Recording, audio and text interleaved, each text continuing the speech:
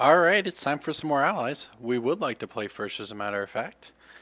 This one seems pretty keepable. 3 cards and 2 good lands. I mean, Horizon Canopy sort of counts as a card if we need it to be in. And Lane Cammon has some usage later on. Go ahead and curve out the Free Blade into the Envoy, into the Fire Mantle Mage. So it's a nice start. Let's see what our opponent's on. This hand has all the mana it needs to do everything. We can cast Shurmoka's command. We have 4 mana to collect a company. All in all, pretty good place to be. So we'll go ahead and lead off here with the Had a Free Blade. I'm trying to restrain myself from if I only had a Free Blade jokes, because 1, that is the territory of LSV, and 2, that's the pun everybody makes. It's not funny anymore. But I'd be remiss if I didn't at least mention it, because, you know, it fits. If I had a better pun, I'd use it. You're right, Goblins, huh? Sweet. Well, we can go ahead and play the Envoy. Get on in there. And save our fetch here to get a shock land. Goblin seems like an interesting matchup for it. I feel like we're going to be pretty good after we sideboard in all the Ondu Clerics. Game 1, I'm not entirely sure. Looks like we're getting bolted on out. It's interesting he decided to go after this one, yeah, so he can get in with his Goblin Guide. That makes sense. Alright, see what we hit on top. Ooh, a land. Did it. Alright, so we'll go ahead and fetch for the Stomping Ground, I believe. Take some damage.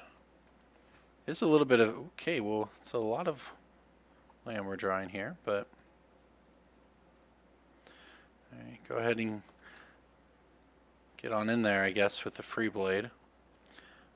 We may get to a point where we have to block with it, but not yet. Definitely want to draw some non-land cards. We may have to crack the Canopy next turn if we don't hit anything better.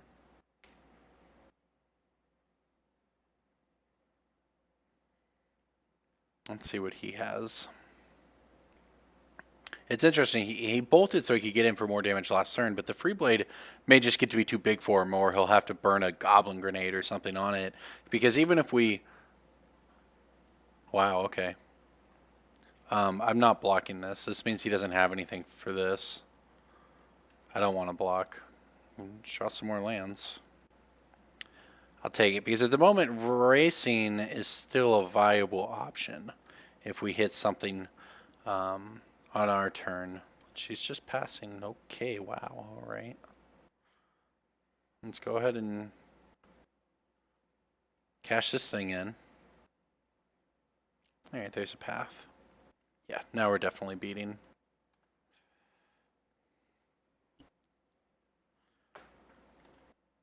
Yeah, he takes 5.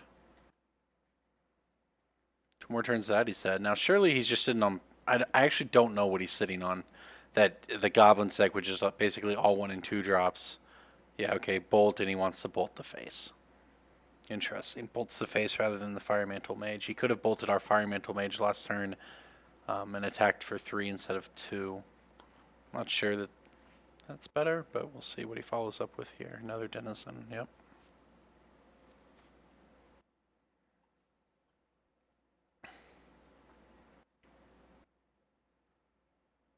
Probably going to have to path the guide here, as painful as that is. Jeez. Well, this Goblin Guide's doing work for us. You know, I don't like pathing this because he's probably just going to be able to play a Goblin Chieftain or something now, but we're taking too much damage, and then with the Free Blade we can block, even if he does have a Chieftain, so... Yeah, we'll take 2.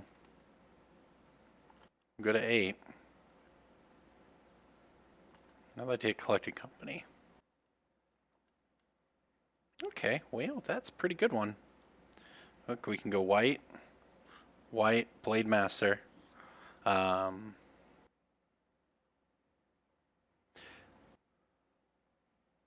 the real question is what I want to do. on the attack. I can get in. They have menace. I can get in for 6. He's probably... I mean, if he has double Goblin Grenade, we're dead anyways. If he has Goblin Grenade plus Bolt, we're dead anyways. The only way we're not dead is if he plays like Mog War Marshal, makes 2 guys, hits us down. I mean, that would hit us down to 5 because we can only block 1. And then we die to Goblin Grenade where we wouldn't otherwise. Also, if he has Chieftain plus Grenade, we would die. Block the Chieftain, block the... Alright, I'm just going to attack with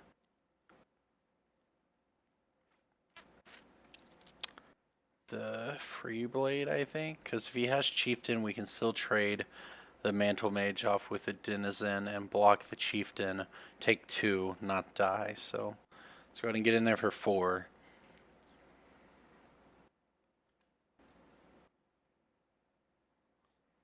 Also, depending on how this goes, we could theoretically pick up the Free Blade, replay it. We'd have 5. We'd only have 5 damage, so that wouldn't be enough. 4 mana. But he's only using 3.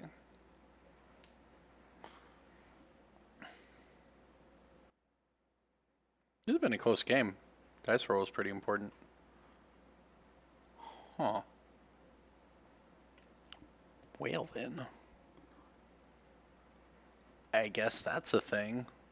And he's floating all the mana? Holy crud. They don't have haste. Oh my god. Huh. That was very disgusting. What? he went from having 2 power on the board to swinging for, what is it, 10? 22? What the heck? What in the world? But we're not even dead? No, we're super dead. Okay, so block,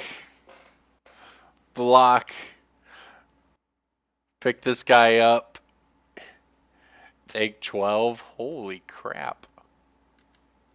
I have died by a lot. That was impressive, as a matter of fact. Jeez. Okay. Let's get some Mondu Clerics in. Let's get some Mondu Clerics in here, I guess. Let's go ahead and board out a Bushwhacker and a Fire Mantle Mage. That was kind of... I don't mind losing to that. That was intense. I knew it was going to be something because he wasn't... He passed on turn 2 without really doing anything. He wasn't doing much. That bolt to the face play makes a lot more sense now too, but... Man. We got comboed. Play first. I'd keep this one. This one seems pretty good. I just gotta try to like recover from what just happened to us. I'll say this, the most important thing about playing Cavern of Souls in this deck is that it makes it better in this deck more so than literally any other tribal deck in Magic Online, is that you don't have to type, right? You play it, allies right there, you just click it, and it's your allies. It's the biggest benefit it has, except for whatever I guess was above ally. But hey, that's value you can't get anywhere else. Merfolk does not have that benefit. Alright, come on in. Ooh. Ooh, he did it. I refuse to block. These Goblin Guides have been good to us. A little too good to us last game because we actually drew nothing but lands. And we're on that path again. But either way. Okay, so Advisor. The only thing better than Ally Tribal in Modern for Cavern of Souls is Tribal Advisor. Good to know.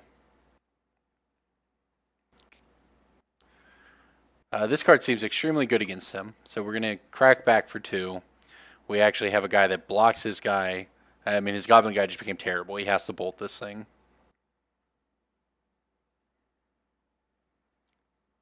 He's got it bolted, and then when he does, we get to follow up with Lantern Scout, get in for lifelink. Oh, pretty good overall.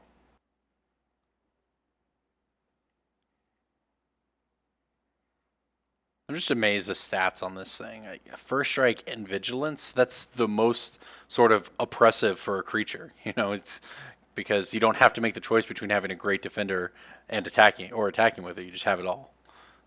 Speaking of having it all, Blade Master bolted.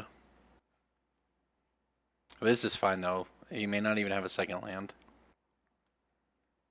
We're going to draw into Kabir Evangel. That's pretty good.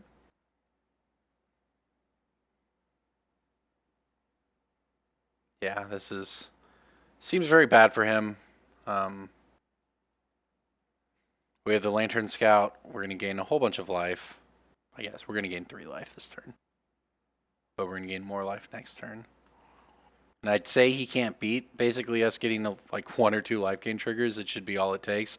But we also, out of nowhere, got hit for 22 last game. So maybe he won't make any blanket calls like that. This is going to be extremely difficult for him to beat on 1 land, though.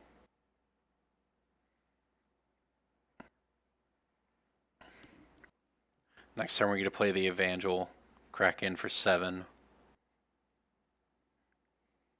Have path open after that, even. Pretty good overall.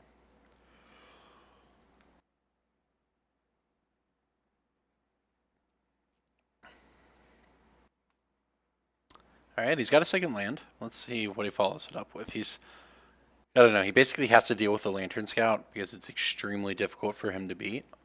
That said, he also needs to advance his board, so I'm not really sure what his plan's going to be. He saw the Evangel because the Goblin Guide revealed it, so he does know that we have that.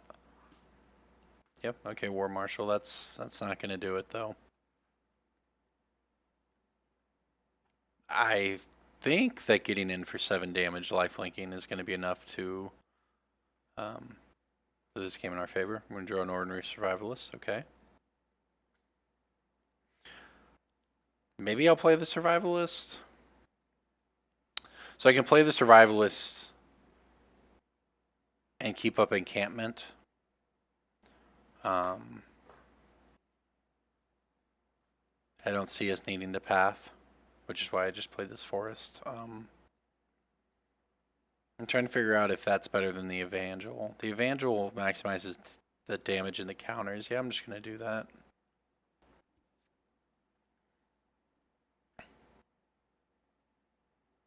Because he can't block this. He can't block anything, so.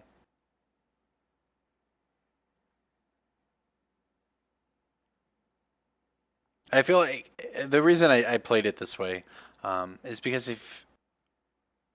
Yeah, you can't. That's fine. We'll just get in with this one. This is a little slower and, you know, a little less good in terms of just maximizing damage this turn. But it allows us to protect our Lantern Scout, which I feel like he has an extremely difficult time beating. So there's value in just not letting it get randomly bolted or Goblin Grenaded or whatever he's going to draw here. And then the Evangel on the next turn maximizes the counters on this thing and the damage we get in for, etc., etc. So I think that this play is better.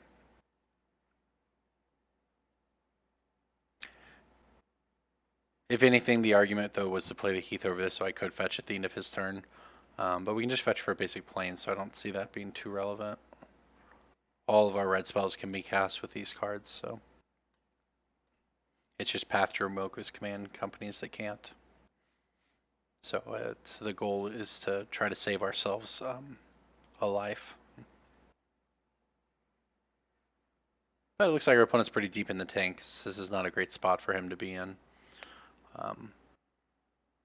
You know, I certainly don't fault anybody for he may have thought he could play his War Marshal there and then deal with it this turn. I mean, this is not something many people think about.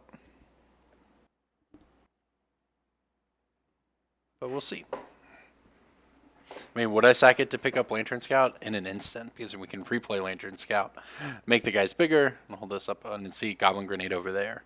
I mean, that's fine, we'll pick it up.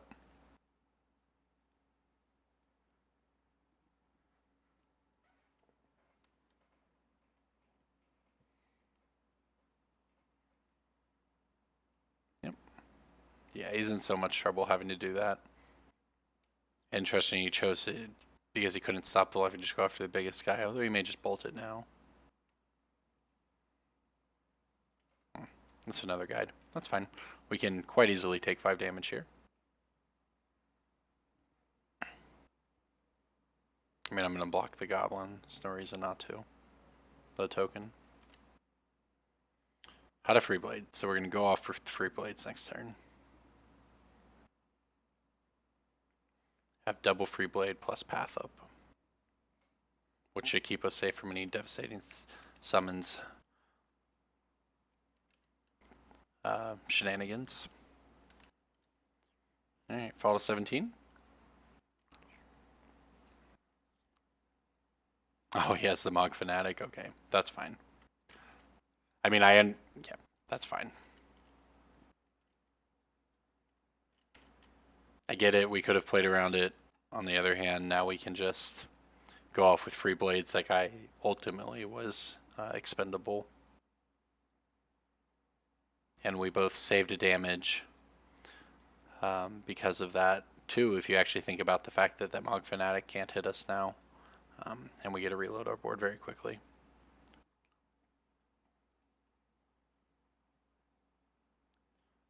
And we still get to go. We still get to gain 3 from the Lantern Scout crashing in. Alright, we're back up to 20. He's down to 8.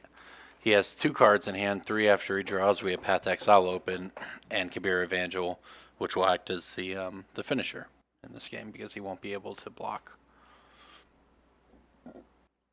Things feel pretty good. Sure. You have a Legion Loyalist.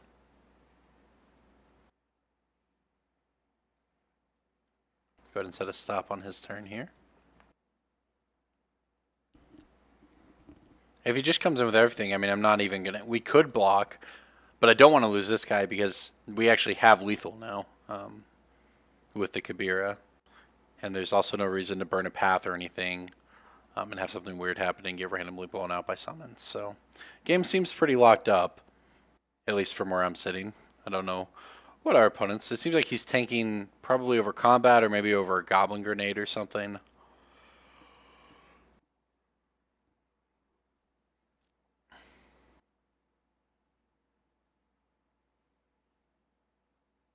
Yeah, I mean, this is so hard for him. I mean, he knows we have the Evangel, so blocking doesn't work. I'm attacking only, like, the only benefit is if I, if I don't call this bluff. If it is a bluff, but I mean, there's no reason for me to call it, but he's also just dead. So, barring this card being Anger of the Gods, I think we've got this one locked up. How good was Ally Encampment? It was very good. Card is sweet. I would love to have one of these for Merfolk. Yeah, come on in, man. That's fine. Yeah, can't do it. All right. Go ahead and get our Sacred Foundry here.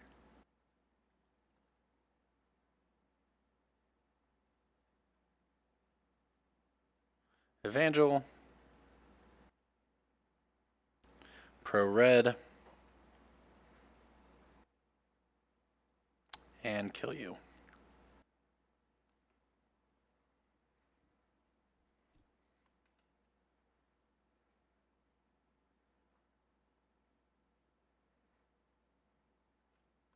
Alright, no misclicks, we're safe. Alright, get in for 8. Slow rolling the bolt. Stopping in the combat damage step. Alright, we won. Game 3. Ended that game on 27 life. Alright. Run it back. Come on, Ondu Cleric. That game was... I mean, maybe that game wasn't particularly close. I think he missed a lane drop or 2 in there, but... while that one maybe feels a little more... We basically have 4 cards in our deck that are just enormously good against him. And the 2 Lantern Scouts and the 2 Ondu Clerics. So... We'll see. He certainly, now that he'll be back on the play, can have super aggro starts that we can't really match up against. We'll see how things go. Looks like he's a little deeper in the tank for sideboarding. But who can blame him? It's not like you expect to play against allies. Don't think there's gonna be a lot of anti-ally tech in the sideboard over there. He's thinking about it though. maybe there is some anti-ally tech. I've been thinking about how this match plays out. Game one was really interesting because it was actually a racing situation, which I feel like our deck does worse than his. However, in that game we didn't necessarily, we played around everything we could at every point except for the devastating summon with Bushwhacker combo. But in general, I think we can match him when we're racing, and when we're not racing, we have the advantage because of stuff like this. Now I'm keeping this hand without white mana, which is going to be a risk, but almost everything left in the deck provides white mana, and there it is. So good. The upside of this hand's just too high. Even if we were to never draw right mana, in theory, this is a very nice racing to start. But this is, very good. So I think what I'm going to do is, obviously, we'll lead with this. I want to get a couple allies on the board, then play this for maximum effect, since he'll probably kill it on sight. He has the dream over there, though, so this could be a lot rougher. Wow. Wowzers. We might be dead, as a matter of fact. The Dream Goblins start. Yep. Collected company. It's great. I don't know if we're going to get there, but it's nice to know. Worst part is we may end up having to shock ourselves. There ain't nothing to do but play this guy. Hope our opponent has no gas.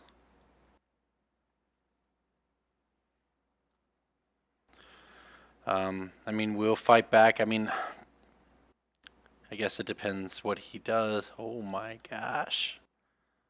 This is absurd. The worst part is we can block this.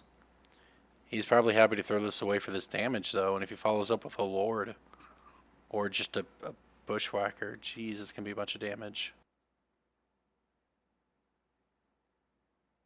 So he actually shouldn't attack with this. He should just come in with these, but maybe sitting on the Mug Fanatic to kill us, but either way, we have to take the block because these guys have first strike.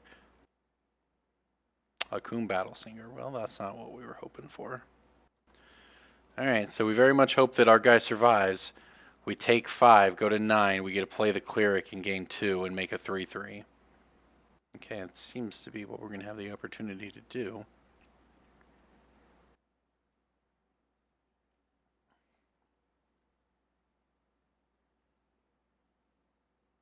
And we're trying to hang in there.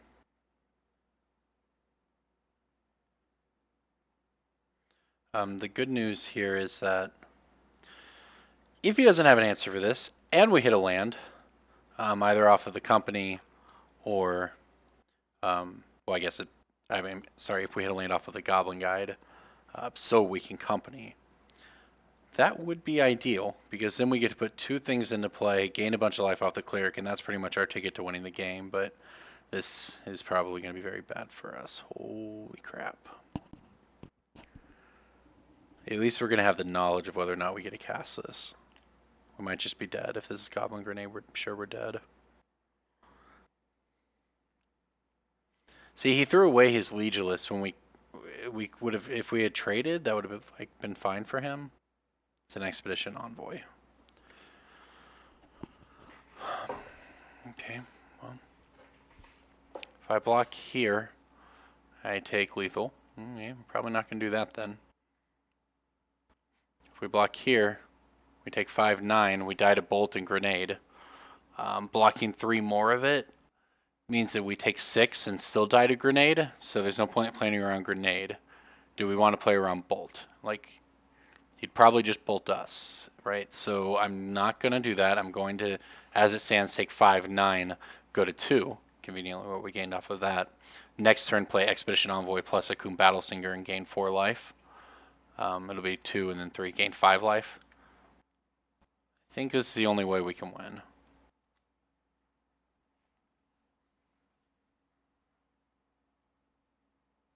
Wow, okay, well, we're trying. Guess we play this one first.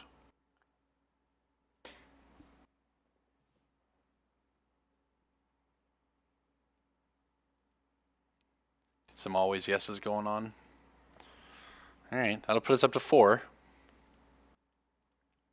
This one will put us up to 7. He's still got 2 cards though, so unless they're just lands, I still think we're in trouble. None of these guys have toughness. That's sort of the worst part. And they're not going to have any power after this either. I'm attacking with this because I don't think we're going to be blocking with it. No, I'm not attacking. This game's going to be won by us. Because he didn't kill it means he can't kill it. This game's going to be won by us gaining a bunch of life and getting out of range. If we can. It's not. I don't think it's going to come down to a racing situation. We're either going to gain a bunch of life and get where we can't lose, or we're just going to die. And we're just either way. It's not going to come down to the 3 damage this turn. If he has another bushwhacker or something, I need to be able to chump block 3 things, take 1 to not die there, and then maybe we can hit something off company. So I'm not going to attack. I'd like to be able to trade off my Battle Singer and an Envoy. For like the Bushwhacker and the Goblin guy and take 2, go to 5. And then next turn, gain at least a little life. Well, he had a land. We're going to get an opportunity, I guess. Land. Nice. Okay, so. Let's hope he didn't draw Goblin Grenade. That's what it comes down to. Block. Block. Take 2, go to 5. Can we play around Grenade by throwing away our Cleric and then companying? I don't think we do because, I mean, it's 4 out of 50, right? So that's a very low odds. And if he drew it, we're dead. But we're not dead to Bolt. And then we get a company and try to gain a bunch more life. So he has to be exactly Goblin Grenade based on that attack anyways. Wow. All right. Oh. Oh. New plan. New plan is to play all the Ondu Clerics. Ah, we're doing so much work. We've gained 7 life off of this thing. Double bolt, slow. Oh my god, is it the double bolt slow roll? That would be so sick. Waiting for him to pay costs. Costs of what? I need to know.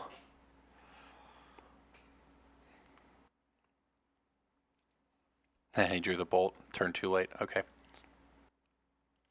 Fair enough. Still going to gain life here. Then we're going to gain some more life. So unlike Bushwhacker, this one does not give the allies haste, which is good to know. And he's down to 1 card in hand. We're at 8. Not attacking with this. Don't see a reason to. We have plenty of cards he doesn't. We just want to protect the life total at all costs. So he'll come in. We'll block 1. We'll take 1 down to 7. Fine throwing this away and then companying.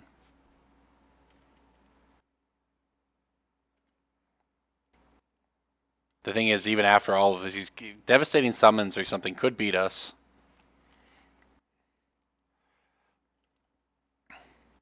Canopy. So I could play both of these and save the company. That might be better.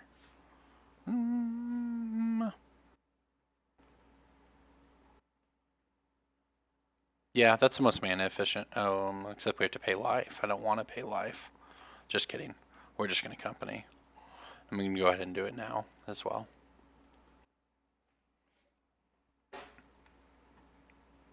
That'll work. Okay, let's see. How do we want to stack these? I'm going to put these on the bottom of my library. The important... I guess it doesn't matter, right? It doesn't matter.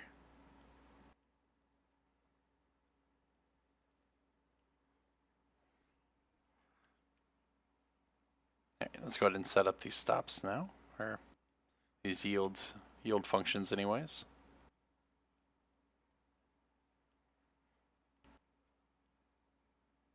Okay.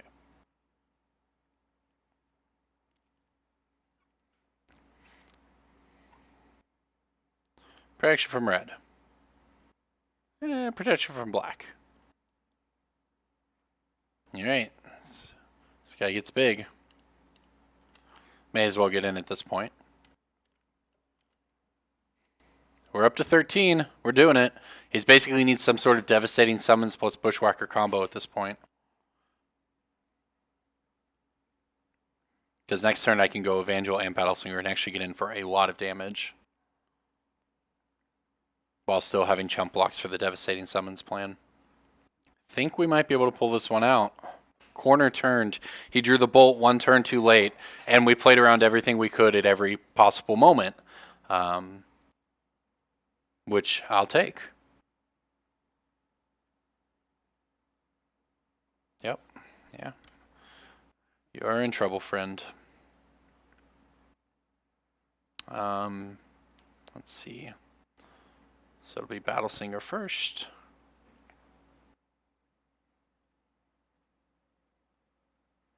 I'm actually, well, I guess we can pay the life now. I'll have to do math and see where we're at.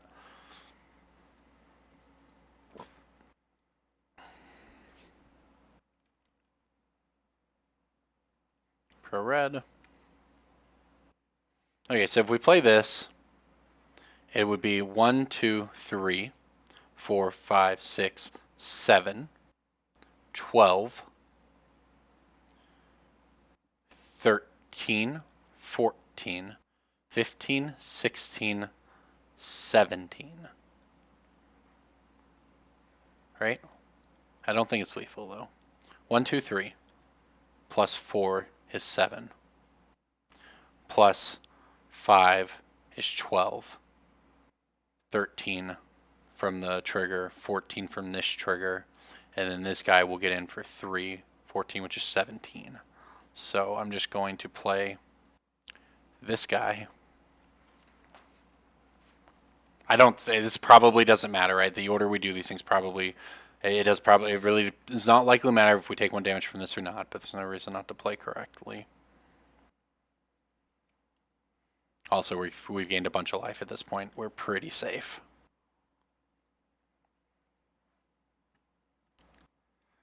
Alright, let's get on in there.